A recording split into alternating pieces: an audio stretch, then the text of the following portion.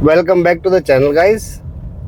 आज का जो हमारा टॉपिक रहने वाला है वो है पेट्रोल में जो इथेनॉल लाया जा रहा है उसके ऊपर। तो जैसा आप सभी को मालूम है कि हमारे पेट्रोल के अंदर E20 यानी इथेनॉल 20% हमारे पेट्रोल में डाला जा रहा है और उससे बहुत सारी समस्याएं भी आ रही है लोगों को।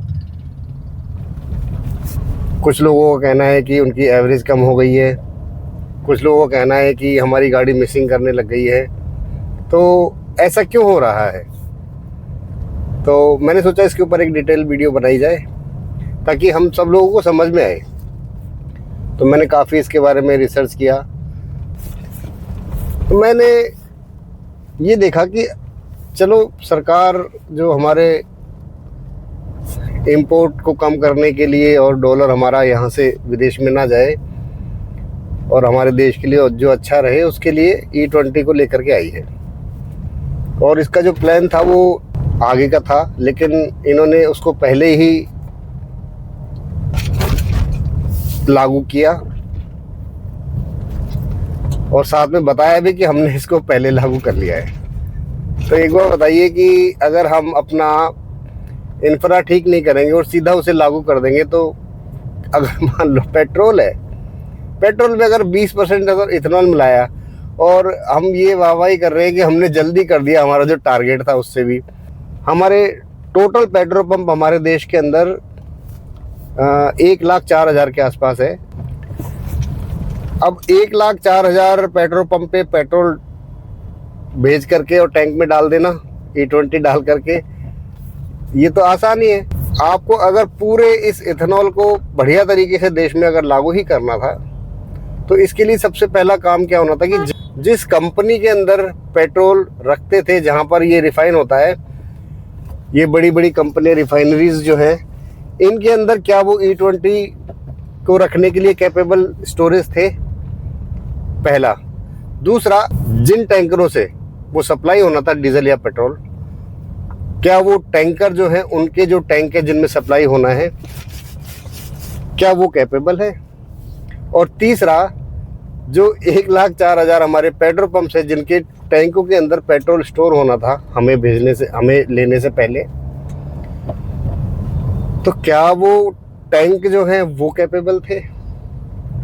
और साथ में ही सरकार को ये जो समय है, जो अभी हमारा मौसम सावन का और बरसातों का चल रहा है, इथेनॉल की प्रॉपर्टी है कि वो मॉइस्चर आने से पेट्रोल और इथेनॉल अलग अलग हो जाता है। तो ये समय भी सही नहीं था गाड़ी के टैंक में आने से पहले। अगर वो उस स्तर पे पहले ही उसमें सुधार किया गया होता तो शायद इतनी सारी समस्याएं भी नहीं आती।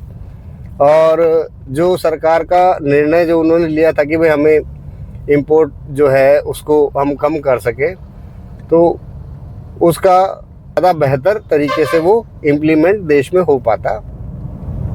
ये डिसीजन जो था पॉलिसी मेकर्स का, या जिनको ये इम्प्लीमेंट करना था इस पॉलिसी का, तो क्या उन्होंने ये जल्दबाजी नहीं कर दी? अगर इसका प्लान थोड़ा रुक के और थोड़ा मौसम ठीक होता और तब किया जाता तो ये ज़्यादा बेहतर तरीके से इम्प्लीमेंट हो पाता। अब जल्दबाजी के चक्कर में सरकार ने ना मौसम को देखा,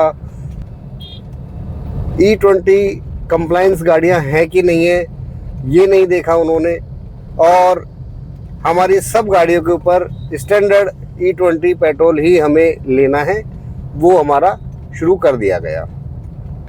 इससे गाड़ियों को भी दिक्कत आ रही है। जो E20 कैपेबल गाड़ियाँ ही नहीं है वो, उनमें दिक्कत आ रही है। दूसरा, मौसम की वजह से पेट्रोल और इथेनॉल अलग अलग हो रहे हैं मॉइस्चर की वजह से। तो नीचे जो नोज़ल, जो हमारी पेट्रोल की नोज़ल होती है, उसका जो टैंक से सप्लाई का जो पाइप रहता है वो नीचे ही रहता है। तो चूंकि नीचे एथेनॉल रह गया मॉइस्चर के कारण और पेट्रोल ऊपर आ गया, तो वो एथेनॉल ही हमारी गाड़ियों के अंदर आ रहा है। और वो इसीलिए ही प्रॉब्लम्स आ रही है, ये झटका लेने की या गाड़ी बंद होने की, और ये जो प्रॉब्लम्स आ रही है बहुत ज़्यादा लोगों को इस वजह से दिक्कत ज़्यादा आई है। तो अगर इन सब चीज़ों के बारे में पहले सोच लिया गया होता तो शायद हम इसको, जो हमारा E20 का जो ये प्लान है, अगर इसको हम सही तरीके से और स्टेप फर्स्ट से लेकर के और लास्ट स्टेप तक अगर इसको बिल्कुल तरीके से हम करते तो हमारा ये ज़्यादा सफल रहता। अभी लोग बागों को ज़बरदस्ती मजबूरी में डालना पड़ रहा है वो, और सरकार इतने सारे जो प्रॉब्लम्स आ रही है उसका समाधान भी करने में सक्षम नहीं है। तो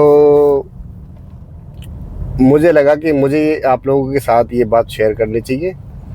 तो चलिए मिलते हैं किसी और वीडियो में किसी और नए टॉपिक के साथ। Thank you so much.